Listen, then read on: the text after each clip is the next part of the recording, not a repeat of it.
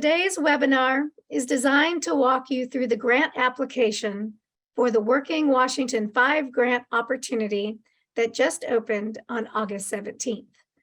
We will also share a bit of information about the Convention Center grant program. To start things off, we have Lynn Fetch, Small Business Grants Program Manager from the Washington State Department of Commerce, and Shannon Halberstadt, the Creative Economy Sector Lead from Washington State Department of Commerce. And we also have Ned Endy from the Commerce team, who will be helping answer questions that you post here today. And Michael Wallenfels, Communication Manager from Artois. And these presenters will give us that overview of the Working Washington 5 grant and the Convention Center grant programs. After these overviews, we will then walk through this application line by line. So Michael and Shannon, I turn it over to you. Thank you, Christina, and thank you everybody who's joined us on the call today. We're really honored to join you and glad that we have the opportunity to talk about these grants and walk you through the application. Like Christina said, we are going to talk about the Working Washington Grants Round 5 and Convention Center Grants programs. We will look at the programs as an overview and then walk through the applications line by line. What does the Department of Commerce do? In short, they strengthen communities. You can see here a selection of some of the things that they focus on, such as housing homelessness, infrastructure, business assistance, energy, planning, community facilities, crime victims and public safety, and community services. I also invite you to visit arts.wa.gov to learn about the different things that the State Arts Commission does for communities across the state. Our agenda today, we're going to do program overviews for the Working Washington Grants Round 5 and the Convention Center Grants programs. We will look at eligibility criteria and the requirements to apply. We will look at review considerations. This is what gets considered when an application is submitted. We'll look at the grants awards, the Technical Support Center, the general timeline for both grants, the grant portal where the applications are written and submitted.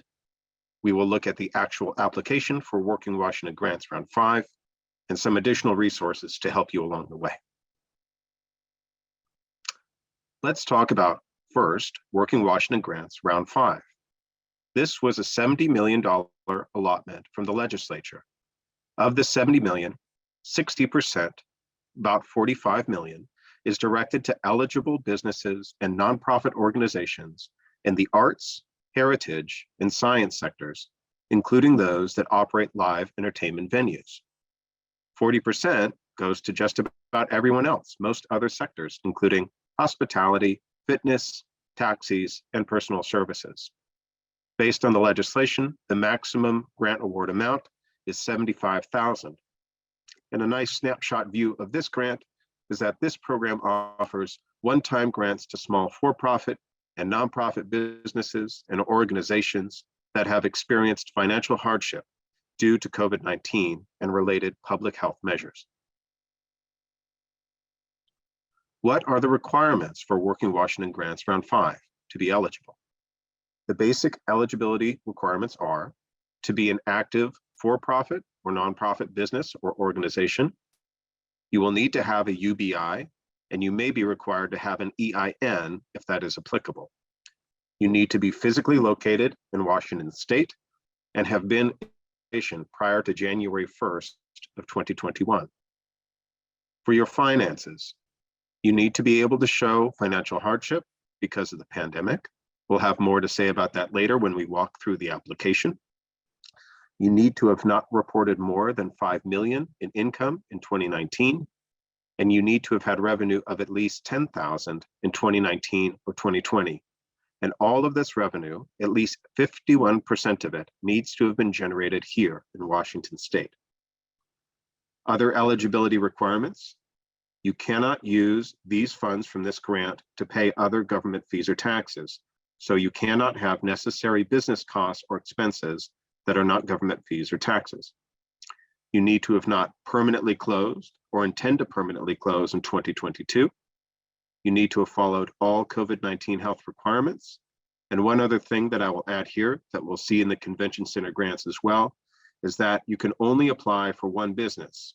If you have more than one business, we advise you to apply on behalf of the largest or the most impacted business.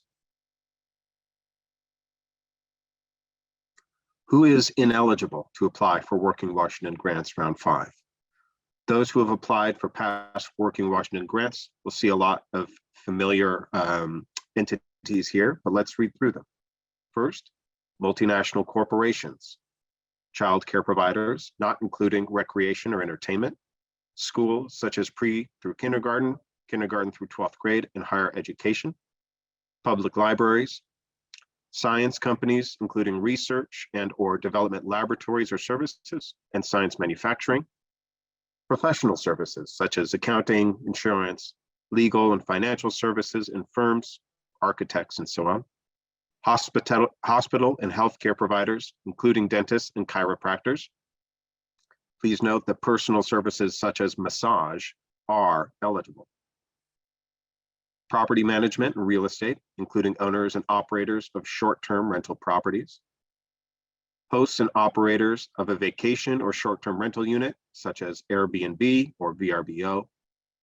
Licensed marijuana or cannabis operations. This does not include CBD retailers. Drivers of shared ride companies, such as Lyft or Uber. However, independent taxi and limo services are eligible. Third-party delivery drivers, such as Amazon or DoorDash. Government entities or elected official offices. Businesses that have permanently closed or intend to close in 2022.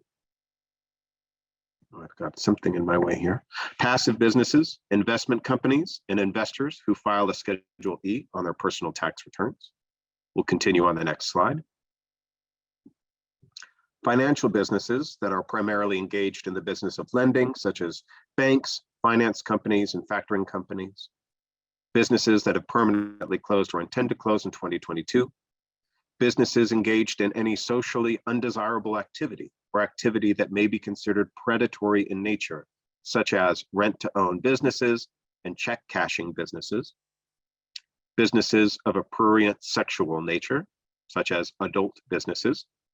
Speculative businesses, businesses primarily engaged in political or lobbying activities, businesses without a physical location in Washington State, businesses that restrict patronage for any reason other than capacity or age restrictions per regulations, businesses that were found to be in violation of any COVID-19 related order issued by the governor. This includes remaining open when ordered to close, or disregarding COVID-19 health or safety measures applicable to the business. Businesses found to have compliance or regulatory issues as of March 2020. Businesses that are actively engaged in current or pending lawsuits. Businesses disbarred by the federal government, and businesses actively pursuing a bankruptcy declaration.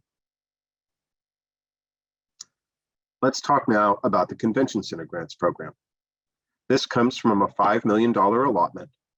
The eligible applicants must show proof that at least 25% of their revenue is created in part by conventions hosted in Washington State. One way to think about this is not necessarily the convention center itself, but the businesses and nonprofits who depend on the activity that comes from conventions for at least 25% of their revenue. According to the legislation, the awards for this grant top out at $500,000. And our snapshot view is that this program offers one-time emergency relief grants to for-profit and nonprofit businesses that are dependent on the economic activity created through conventions hosted in Washington State.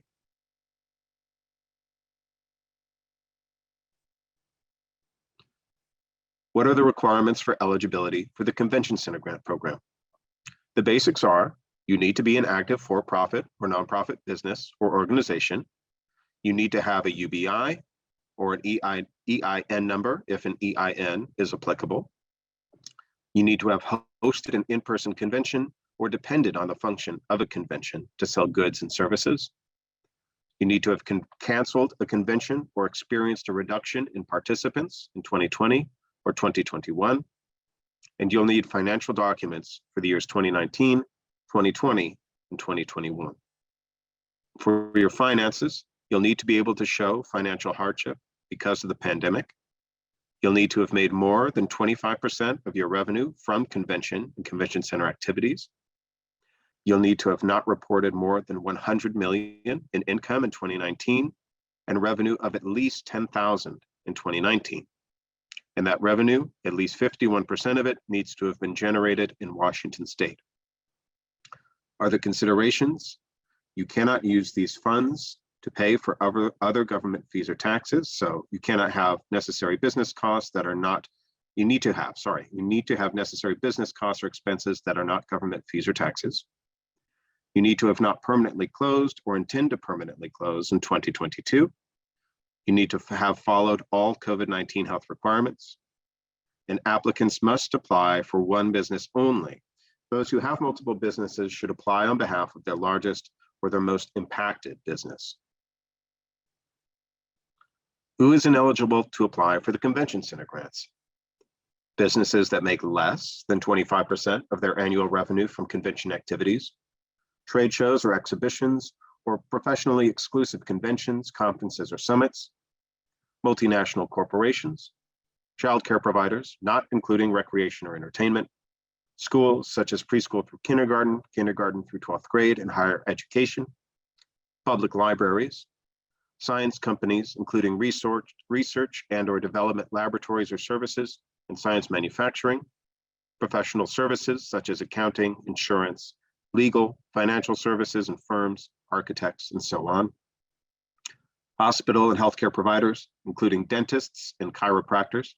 However, personal services such as massage are eligible. Property management and real estate, including owners and operators of short-term rental properties. Hosts and operators of vacation or short-term rental units, such as Airbnb or VRBO. Licensed marijuana or cannabis operations. However, that does not include CBD retailers. Drivers of shared ride companies such as Lyft or Uber. However, independent taxis and limos are eligible. Third-party delivery drivers such as Amazon or DoorDash.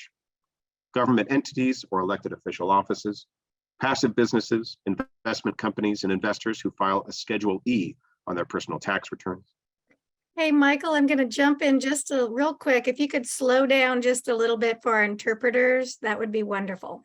You got it, Christina. Thank you. Yep. Carrying on. Financial businesses primarily engaged in the business of lending, such as banks, finance companies, and factoring companies. Businesses that have permanently closed or intend to permanently close in 2022. Businesses engaged in any socially undesirable activity or activity that may be considered predatory in nature, such as rent-to-own businesses and check cashing businesses. Businesses of a prurient sexual nature or adult businesses. Speculative businesses. Businesses primarily engaged in political or lobbying activities. Businesses without a physical location in Washington state. Businesses that restrict patronage for any reason other than capacity or age restrictions per regulations. Businesses found to be in violation of any COVID-19 related order issued by the governor. This includes remaining open when ordered to close or disregarding COVID-19 health or safety measures applicable to the business. Businesses found to have compliance or regulatory issues as of March 2020. Businesses that are actively engaged in current or pending lawsuits. Businesses disbarred by the federal government. And businesses actively pursuing a bankruptcy declaration. What gets considered when an application is submitted? They will be looking for a reduction in revenue or activity between 2019 and 2020. For the convention center grants applications, they may also consider the size of the business measured by 2019 revenue and reduction in revenue from 2019 compared to 2020 and 2021. They will also consider recent Working Washington grants the applicant has received. They will consider whether the for-profit or nonprofit business is operating in a distressed area or is owned by someone from a historically disadvantaged or underserved population. Consideration may be given to business owners who self-identify as a minority, veteran, LGBTQ+, or women. For eligible nonprofit businesses, their mission must provide support or services to underserved or underrepresented communities. Consideration may be given to eligible applications whose physical business is located in one of the 15 counties identified by the state as a distressed area. These counties are Clallam, Jefferson, Grays Harbor, Mason, Pacific, Wahkiakum, Lewis, Cowlitz, Yakima, Grant, Franklin, Okanagan, Ferry, Stevens, and Pend Oreille. I will now pass it to my colleague, Shannon at Commerce, to continue the presentation. Thank you, Michael. So we'll talk a little bit about grant awards. It's important to note that grant awards amounts may vary. They will vary. All grant amounts are subject to review and adjustment pending application volume and the magnitude of reported losses. These grants do not need to be repaid. All taxes associated with the acceptance or use of cash awarded are the responsibility of the individual grantee. Please contact your financial advisor or the Department of Revenue for questions related to your own situation. You can take a look at our FAQs for additional information. It's important to note that a UEI is required to receive this grant award. You can review the UEI registration information at commercegrants.com. And we'd like to thank our friends at One Eastside Spark for putting together a multitude of UEI resources as well. You can watch a video tutorial at commercegrants.com if you need help in registering for that UEI number. A little bit more about grant awards. There is no reporting requirement after the grant is awarded. Each awardee will be required to have provided a valid UEI number and complete bank wire instructions to receive funding when they are awarded. The Department of Commerce is not requesting receipts as part of the grant award, but we encourage you to keep your receipts for 6 years. In case of an audit, the business must show proof of expenditures. You must retain documentation, like I said, for at least 6 years. Funds will be distributed by our partner, Submittable, via U.S. Bank using a direct bank transfer of funds. So it's important that you know your correct business bank account and routing number for your bank branch. It's critical for you to be successful in obtaining these funds. A little bit about grant program details.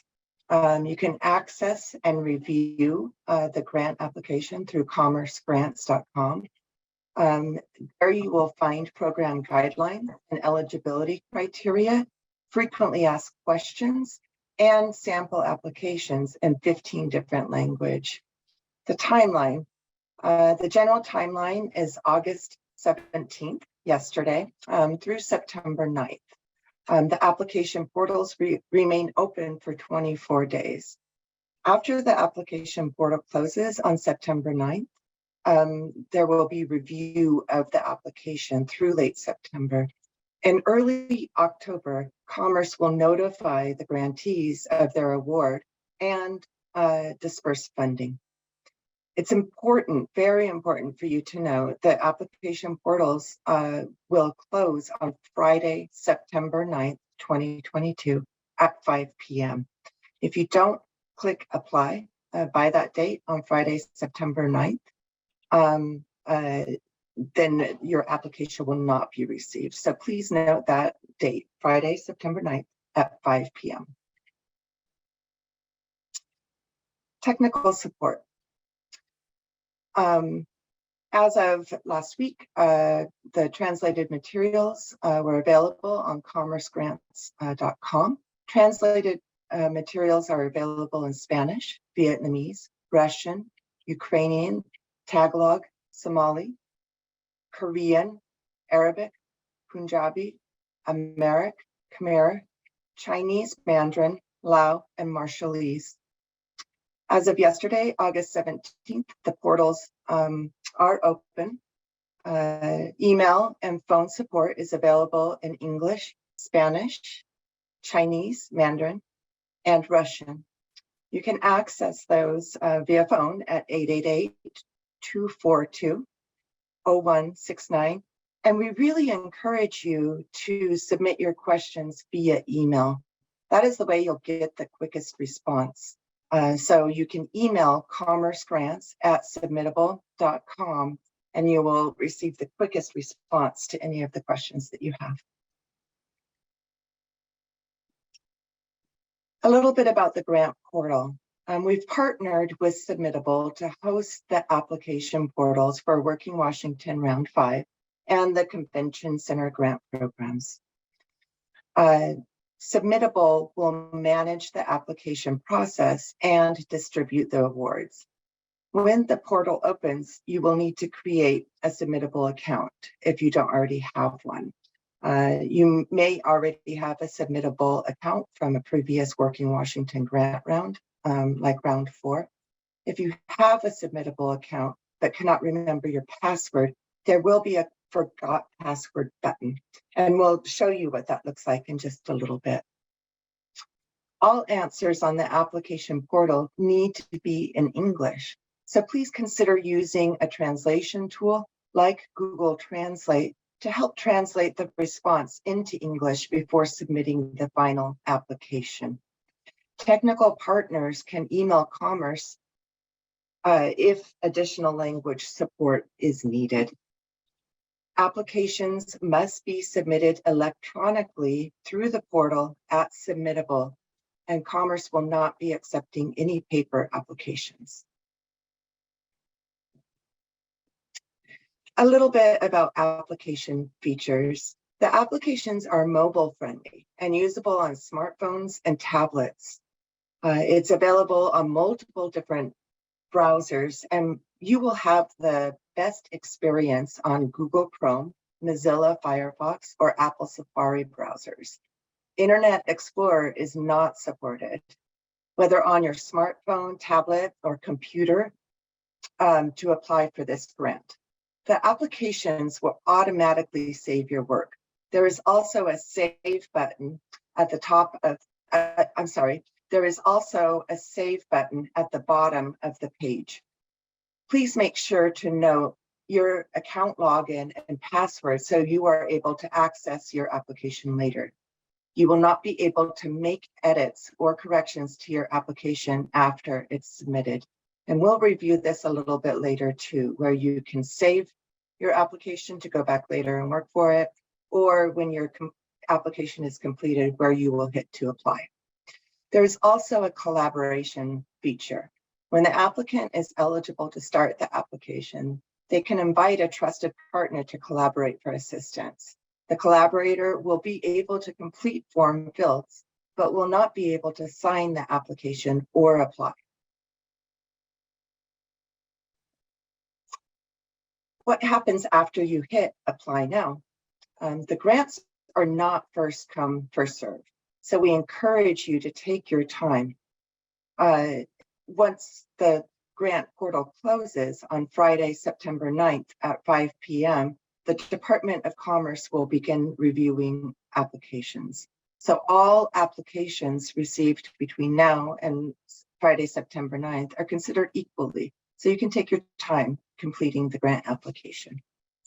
Email notifications will be sent from Submittable Notifications will come from Submittable at notifications@email.submittable.com. So please make sure you watch out for notifications from that email address. And you can expect award notifications to go out via email in early October. Again, please remember that there is a UEI requirement. If you do not provide your UEI number in the application, a follow-up form will be sent from Submittable so that you can provide your number. Providing your UEI number in the application is highly encouraged to avoid delays. So please go to sam.gov to begin your UEI registration now.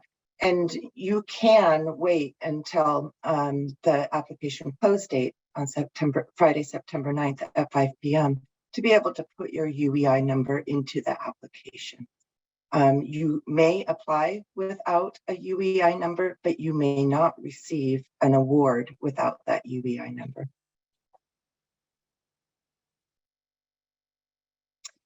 So the application steps. There are several steps to completing the application process. First, you will review the program guidelines and FAQs before you begin the application. I mentioned before at commercegrants.com, you can click through to find FAQs, program guidelines, including eligibility requirements, and a sample application in 15 different languages. Please review those before you begin your application. You will need to create a Submittable account or log in to Submittable if you already have that account.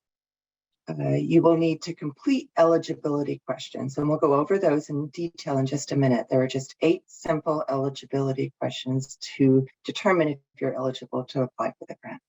And then you will need to complete the application sections. And the first section, A, is business information. B, business background. C, business support. D, identity verification. E, uploads, and there are 2 parts to that upload section: photo ID uploads and financial documents. And then the final section, F, is certifications and signature.